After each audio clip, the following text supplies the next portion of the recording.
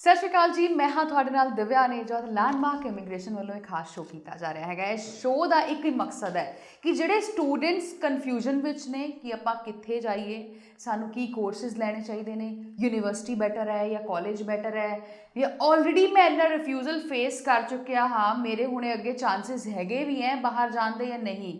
ਸੋ ਇਹ ਤੁਹਾਡੇ ਤਮਾਮ ਸਵਾਲਾਂ ਦੇ ਜਵਾਬ ਇਸ ਸ਼ੋਅ ਦੇ ਰਾਹੀਂ ਤੁਹਾਨੂੰ ਮਿਲਣਗੇ। ਇਸ ਸ਼ੋਅ ਨੂੰ ਐਂਡ ਤੱਕ ਜ਼ਰੂਰ ਦੇਖਿਓ। ਯੂ ਨੈਵਰ ਨੂੰ ਕਿਹੜੀ ਇਨਫੋਰਮੇਸ਼ਨ ਤੁਹਾਡੇ ਕਦ ਕੰਮ ਆਏਗੀ। ਅਤੇ ਇਹਨਾਂ ਦੇ ਜਿਹੜੇ ਨੰਬਰਸ ਹੈਗੇ ਨੇ ਨਾ, ਉਹ ਨੋਟ ਜ਼ਰੂਰ ਕਰ ਲਿਓ। ਪੂਰੇ ਸ਼ੋਅ ਦੇ ਦੌਰਾਨ ਇਹ ਨੰਬਰਸ ਫਲੈਸ਼ ਹੁੰਦੇ ਰਹਿਣਗੇ। ਇਹ ਨਾ ਹੋਏ ਗੱਲਾਂ ਸੁਣਦੇ ਰਹੋ ਤੁਸੀਂ ਹੁਣ ਨੰਬਰ ਨੋਟ ਕਰਨਾ ਭੁੱਲ ਜਾਓ। ਸੋ ਨੰਬਰ ਸਭ ਤੋਂ ਪਹਿਲਾਂ ਜ਼ਰੂਰ ਨੋਟ ਕਰ ਲਿਓ।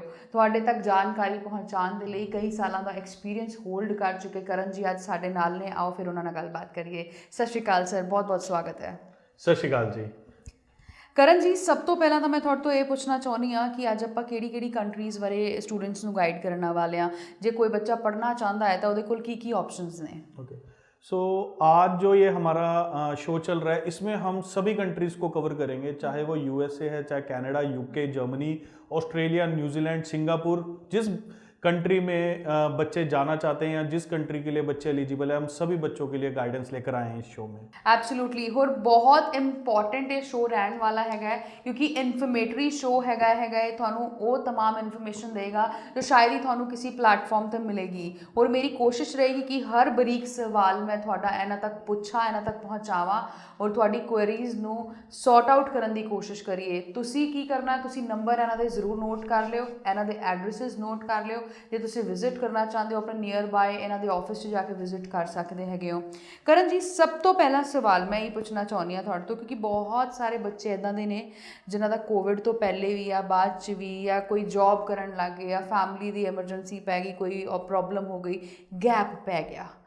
ਹੋਰ ਇੱਕ ਗੈਪ ਇੱਦਾਂ ਦਾ ਸੀਗਾ, ਚਲੋ ਜਸਟੀਫਾਈਡ ਹੈਗਾ, most of the students the gap justified ਹੈਗਾ ਹੈ, ਲੇਕਿਨ ਜਿਹੜੀ ਚੀਜ਼ ਜਸਟੀਫਾਈ ਨਹੀਂ ਹੈਗੀ ਹੈ ਉਹ ਹੈ ਸਾਡਾ ਮਾਈਂਡ ਸੈਟ। ਕਿਉਂਕਿ ਮਾਈਂਡ ਸੈਟ ਆਪਾਂ ਨਹੀਂ ਕਰ ਪਾ ਰਹੇ ਕਿ ਹੁਣ ਆਪਾਂ ਦੁਬਾਰਾ ਪੜ੍ਹ ਸਕਦੇ ਹਾਂ, ਨਹੀਂ ਪੜ੍ਹ ਸਕਦੇ, ਸਾਡੇ ਕੋਲ ਆਪਸ਼ਨਸ ਹੈਗੇ ਨੇ, ਇੰਨਾ ਗੈਪ ਸਾਡਾ ਵੱਧ ਚੁੱਕਿਆ ਹੈਗਾ।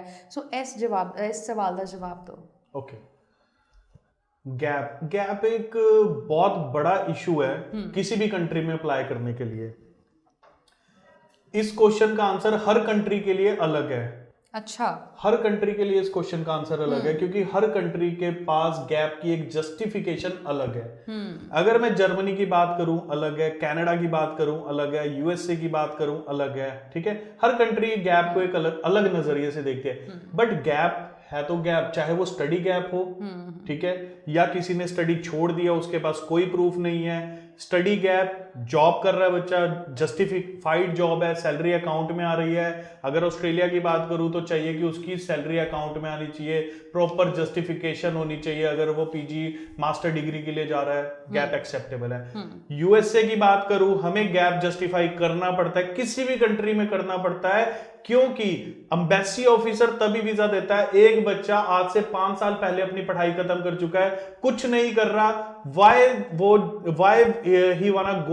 why candidate want to go to in any country for study purposes। अगर उसके पास गैप जस्टिफाइड है, वो अपना गैप जस्टिफिकेशन दे देता है, उसका प्रॉपर रीजन दे देता है, वो किसी भी कंट्री में एलिजिबल है अप्लाई करने के लिए।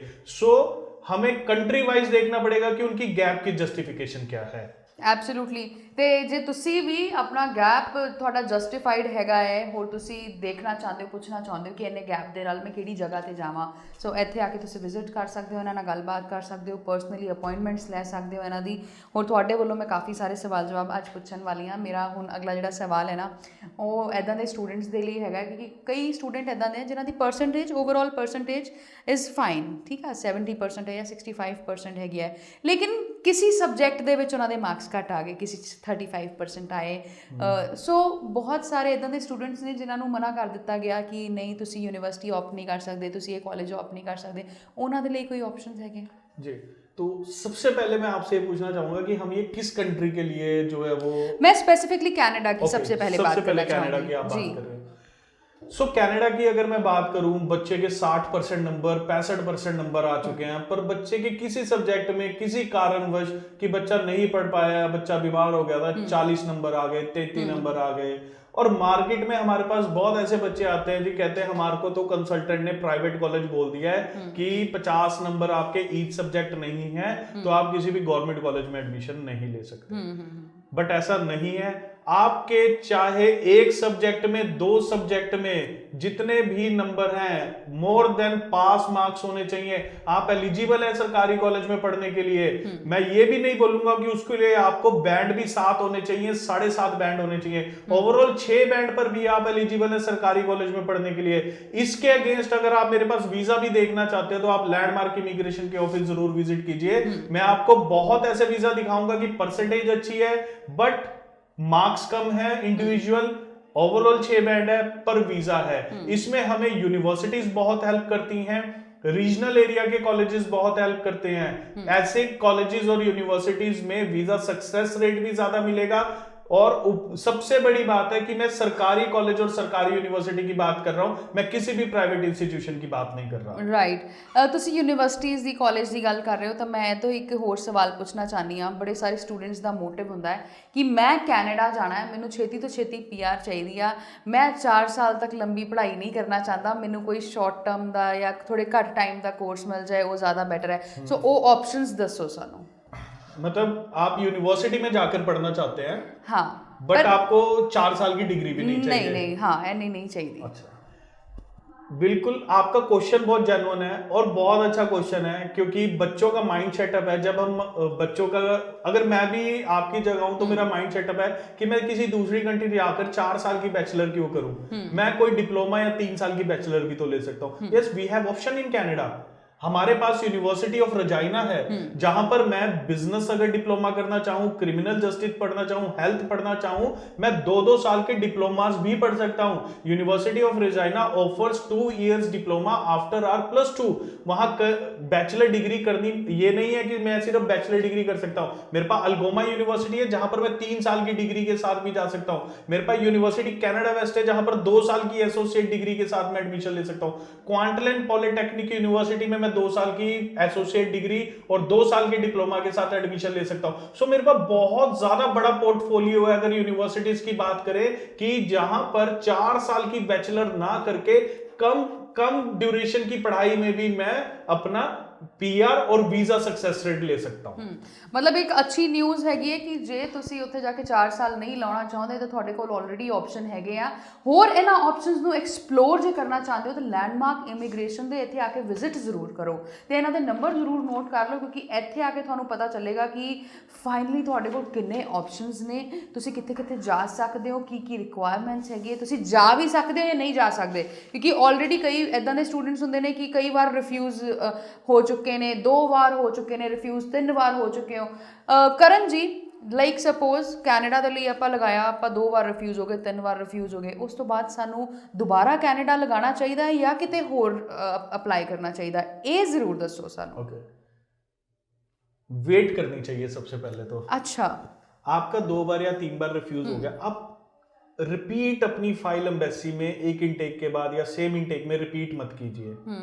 पहले उस फाइल की स्क्रूटनी करवाइए किसी अच्छे कंसल्टेंट से। आप लैंडमार्क इमिग्रेशन के पास आइए, आप अपने रिफ्यूजल लेटर लेकर आइए, आप जहां से रिफ्यूज हुए हैं वो सारे अपने मेन एप्लीकेशन फॉर्म, अपनी फैमिली हिस्ट्री, आपने क्या डॉक्यूमेंट्स एम्बेसी में अपलोड किए, वो सारे के सारे डॉक्यूमेंट्स एक बार हमारे पास लेकर आइए।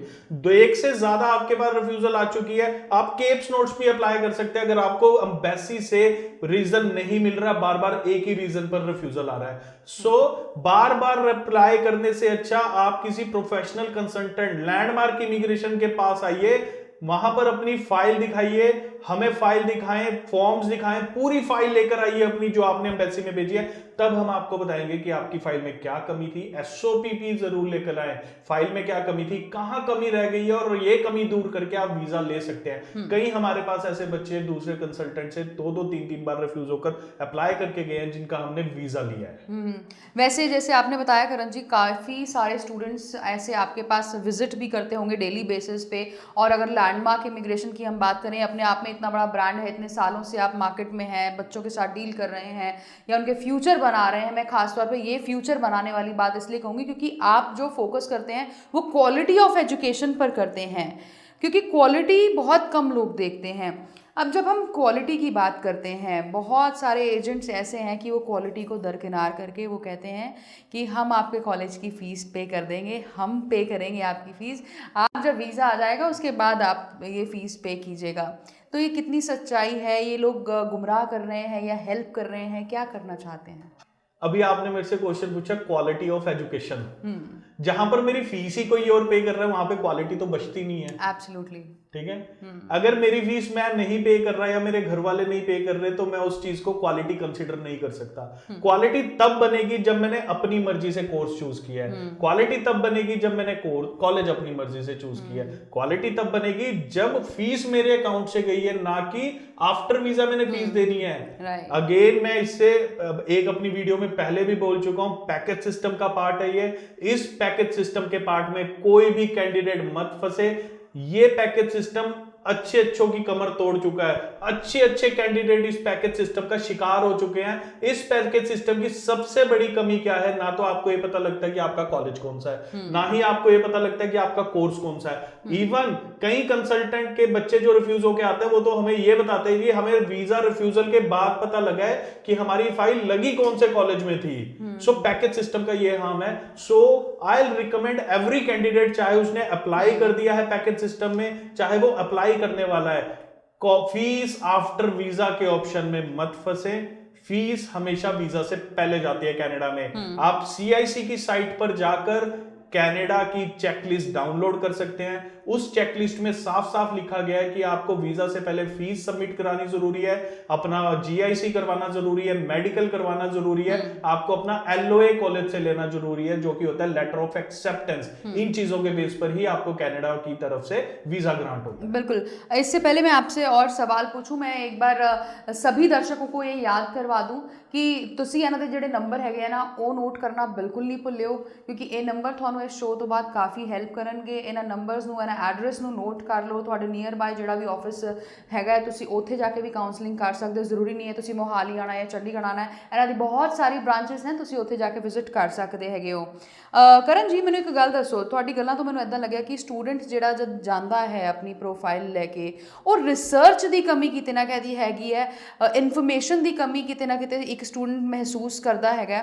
ਉਹ ਬਲਾਈਂਡਲੀ ਆਪਣੇ ਏਜੰਟ ਤੇ ਭਰੋਸਾ ਕਰ ਲੈਂਦਾ ਹੈਗਾ, ਜਿਹਦਾ ਖਾਮਿਆਜ਼ਾ ਰਿਫਿਊਜ਼ਲ ਦੇ ਤੌਰ ਤੇ ਉਹਨੂੰ ਭੁਗਤਣਾ ਪੈਂਦਾ ਹੈਗਾ। ਸਟੂਡੈਂਟ ਨੂੰ गाइड करो कि जदों किसी एजेंट को जाए उन्होंने किहड़ी-किहड़ी चीज़ों का ध्यान रखना चाहिए। ये जो आपने मुझसे क्वेश्चन पूछा है, इस क्वेश्चन के लिए स्टूडेंट को अगर मैं गाइड करना चाहूँ तो मैं सिर्फ इतना गाइड करूंगा, आज हर स्टूडेंट के पास एक एंड्रॉयड फोन है या एप्पल का फोन है। स्टूडेंट कभी भी अपनी पढ़ाई के बारे में सर्च कर सकता है, कौन से कॉलेजेस, स्टूडेंट ज्यादातर ओंटारियो जाना चाहते हैं, ब्रिटिश कोलंबिया जाना चाहते हैं, सस्कैचुअन जाना चाहते हैं, अपना वहां पर गूगल पर वो ओंटारियो के कॉलेजेस की लिस्ट डालकर उनकी रिक्वायरमेंट्स, ब्रिटिश कोलंबिया की रिक्वायरमेंट्स, सस्कैचुअन की रिक्वायरमेंट, हर जगह की रिक्वायरमेंट पता कर सकते हैं। इंटरनेट है, सभी के घर में तकरीबन लैपटॉप है, वहां पर सर्च आउट हो सकता है कि कौन से कॉलेज में जाना, किस कंसल्टेंट के पास जाना, फ्यूचर कहां पर बनेगा, हर चीज आजकल इंटरनेट पर अवेलेबल है। कोई भी ऐसी चीज नहीं है कि स्टूडेंट से ना छुपी हो, सिर्फ भरोसा। जो आपने बात की भरोसे की कि यस मेरे कजन का वीजा उस कंसल्टेंट से लगा था तो मुझे उस पर भरोसा है, पर कहीं ना कहीं वो भरोसा ही जो है हमारा टूट जाता है जब एक बार हम पैकेज सिस्टम और ये रिफ्यूजल के सिस्टम में फंस जाते हैं। सो जब भी आप किसी कंसल्टेंट पे जाएं तो पूरी रिसर्च करके जाएं कि उनका वीजा सक्सेस रेट क्या है, कंसल्टेंट का खुद का, उनकी कंपनी बैकग्राउंड क्या है, कितने साल पुरानी कंपनी है, क्या उनके पास पंजाब गवर्नमेंट का लाइसेंस है काम करने के लिए। ये 3-4 चीजें अगर आप सर्च करके जाएंगे तो कभी भी आपको जिस देश में आप पढ़ाई करने जाना चाहते हैं वहां की इंफॉर्मेशन में कोई कमी नहीं आएगी, वहां के कॉलेज कोर्सेज सिलेक्ट करने में कोई कमी नहीं आएगी, और ना ही आपके वीजा प्रोसेसिंग में कोई हर्डल्स आएंगे। सो मैं अपने सभी कैंडिडेट्स को एक चीज के लिए और अवेयर कर दूं, जो आजकल फ्रॉडुलेंट, जो आजकल मैं अगेन बात करूंगा, फ्रॉडुलेंट एक्टिविटीज जो अपना ली गई हैं या जिनको प्रैक्टिस बना लिया गया है कैंडिडेट्स को साथ फ्रॉड करने में, कि एम्बेसी फीस भी कंसल्टेंट भरेगा, मेडिकल की फीस भी कंसल्टेंट देगा। जी। मेडिकल की फीस तो कंसल्टेंट कैसे देगा, मुझे नहीं समझ आया, क्योंकि मेडिकल की फीस देनी है डॉक्टर को, जब वो डॉक्टर के पास मेडिकल करवाने जाएगा तो उसको पेमेंट करनी है। एम्बेसी फीस कटती है बच्चे के कार्ड से, कंसल्टेंट के कार्ड से नहीं, बच्चा अपना कार्ड देगा, उससे एम्बेसी फीस कट जाएगी। सो ये 2-3 चीजों के पॉइंट है, आप नोट कीजिए, इन पॉइंट्स को कभी भी आप इग्नोर मत कीजिएगा, ये पॉइंट्स आपको बहुत हेल्प करेंगे आपकी स्टडी चूज करने के लिए। ਐਬਸੋਲੂਟਲੀ। ਹੋਰ ਇੱਕ ਟਰਾਂਸਪੇਰੈਂਸੀ ਨਾਲ ਤੁਹਾਡੇ ਨਾਲ ਜੋ ਗੱਲ ਕਰੇਗਾ ਨਾ, ਉਹ ਕਦੀ ਵੀ ਨਾ ਹਿਡਨ ਚਾਰजेस ਨਹੀਂ ਰੱਖेंगे। ਜਦ ਤੁਸੀਂ ਉਹਨਾਂ ਕੋਲ ਜਾਓਗੇ ਨਾ, ਉਹ ਕਲੀਅਰ ਕੱਟ ਤੁਹਾਨੂੰ ਟਰਾਂਸਪੇਰੈਂਸੀ ਨਾਲ ਦੱਸਣਗੇ ਕਿ ਇਹ ਤੁਹਾਡੇ ਚਾਰजेस ਹੈਗੇ ਨੇ, ਇਹ ਫੰਡਸ ਲੱਗਣਗੇ। ਉੱਥੇ ਜਾ ਕੇ ਬਸ਼ਰਤਾ ਤੁਹਾਨੂੰ ਬਹਿ ਕੇ ਇੱਕ ਵਾਰ ਸਮਝਣਾ ਹੈਗਾ ਉਹਦੀ ਗੱਲ। ਹੋਰ ਇਹ ਜਿਹੜਾ ਸਮਝਾਉਣ ਦਾ ਤਰੀਕਾ ਹੈਗਾ ਨਾ, ਲੈਂਡਮਾਰਕ ਇਮੀਗ੍ਰੇਸ਼ਨ ਨੂੰ ਬਹੁਤ ਅੱਛੇ ਤਰੀਕੇ ਨਾਲ ਆਉਂਦਾ ਹੈ। ਇੱਕ ਪੋਪੂਲਰ ਬ੍ਰਾਂਡ, ਇੱਕ ਟਰਸਟਵਰਦੀ ਬ੍ਰਾਂਡ, ਇੰਨੇ ਸਾਲਾਂ ਦਾ ਐਕਸਪੀਰੀਅੰਸ ਇਹਨਾਂ ਨੂੰ ਹੈਗਾ। ਇੱਕ ਵਾਰ ਵਿਜ਼ਿਟ ਕਰਕੇ ਜ਼ਰੂਰ ਦੇਖਿਓ, ਡਿਫਰੈਂਸ ਕੀ ਹੈਗਾ ਤੁਹਾਨੂੰ ਆਪਣੇ ਆਪ ਪਤਾ ਚੱਲੇਗਾ। ਹੈਸਲ ਫ੍ਰੀ ਵੀਜ਼ਾ ਜੇ ਕਿਸੇ ਬੱਚੇ ਨੇ ਲੈਣਾ ਹੈਗਾ ਹੈ, ਕਹਿੰਦੇ ਆ ਲੈਂਡਮਾਰਕ ਇਮੀਗ੍ਰੇਸ਼ਨ ਦੇ ਇੱਥੇ ਆਓ। ਇਹਦੇ ਪਿੱਛੇ ਦਾ ਕੀ ਰੀਜ਼ਨ ਹੈਗਾ ਹੈ? ਮੈਂ ਵੈਸੇ ਸਟੂਡੈਂਟਸ ਨੂੰ ਕਾਫੀ ਹੱਦ ਤੱਕ ਗਾਈਡ ਕਰ ਹੀ ਚੁੱਕੀ ਹਾਂ ਕਿ ਇੰਨੇ ਸਾਲਾਂ ਦਾ ਐਕਸਪੀਰੀਅੰਸ ਹੈਗਾ ਹੈ, ਲੇਕਿਨ ਇਸ ਐਕਸਪੀਰੀਅੰਸ ਦੇ ਵਿੱਚ ਇੱਦਾਂ ਦਾ ਕੀ ਸੀਕ੍ਰੇਟ ਹੈਗਾ ਹੈ, ਕੀ ਤੁਸੀਂ ਇਨਗਰੀਡੀਐਂਟ ਲਾਉਂਦੇ ਹੋ ਕਿ ਬੱਚੇ ਇੱਥੇ ਬੇਫਿਕਰੇ ਹੋ ਕੇ ਆਉਂਦੇ ਨੇ? देखिए इसका जो आंसर है ना, मैं ऑलरेडी पहले भी बहुत बार एक्सप्लेन किया है, स्टूडेंट्स के साथ मैंने शेयर भी किया है।